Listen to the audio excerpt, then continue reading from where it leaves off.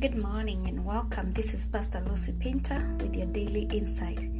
We started a topic on mentorship, and it's a dear topic.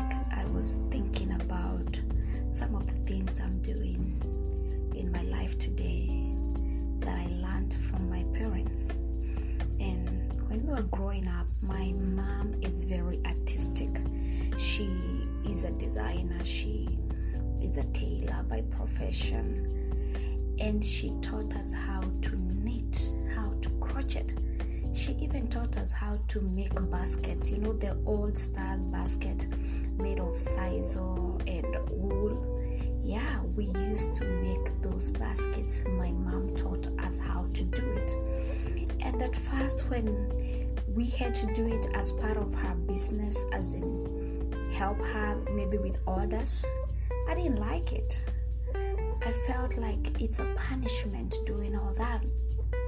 But over time, I learned how to crochet, I learned how to knit, I learned how to make those baskets. We call them shiondos in my language. And I had fun doing it.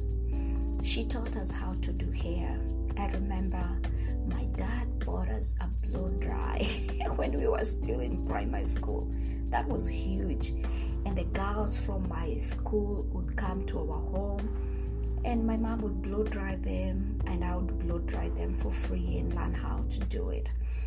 Now, years later, here is COVID, and we are locked down, and I don't know why I started to knit, I started to crochet, and I'm like, why don't I teach my kids how to do it? And we start as something just to pass time.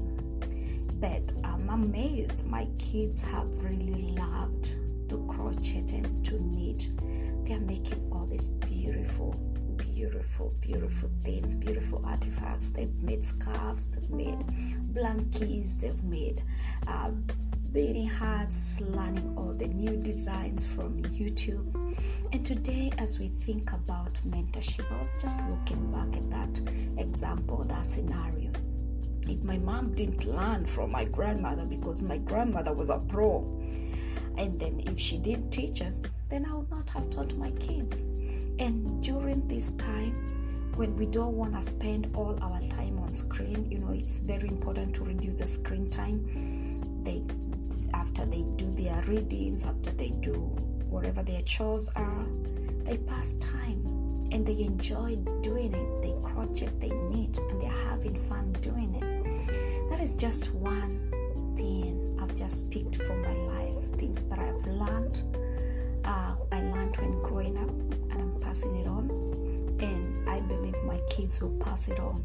So as we speak about mentorship, I'm sure that nobody is without a gift. Nobody is without a purpose. You have something you can pass on to the next generation.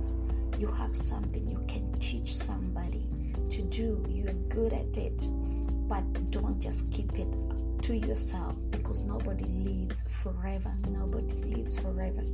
And as I said yesterday, we find that biblically, that we find Moses learned from Jethro, Joshua taught the elders. We find that Paul had Timothy to teach, and Timothy learned from him.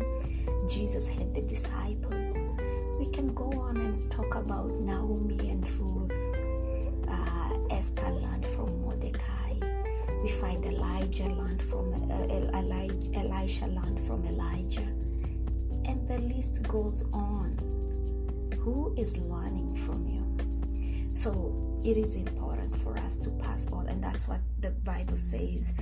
When Paul was speaking to Timothy, he told him, the things that you have received, teach them. These teachings, teach them to able people who are going to teach others. So whatever you have received, it's not for you to keep. It's not for keeps. It's for passing over. Make sure you pass on the baton. Look around you and find out what is it that you can pass on to the next generation. I read somewhere that the people who were specializing with medicine in my culture, they were the medicine men who were doing the herbal medicine. They used to go and stay in the forest and they do their research.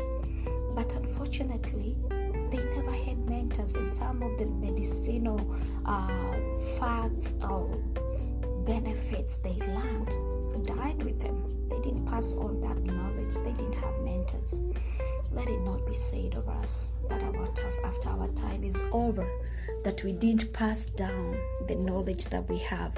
It is very, very much important. This is Pastor Lucy Painter with your daily insight. Blessings.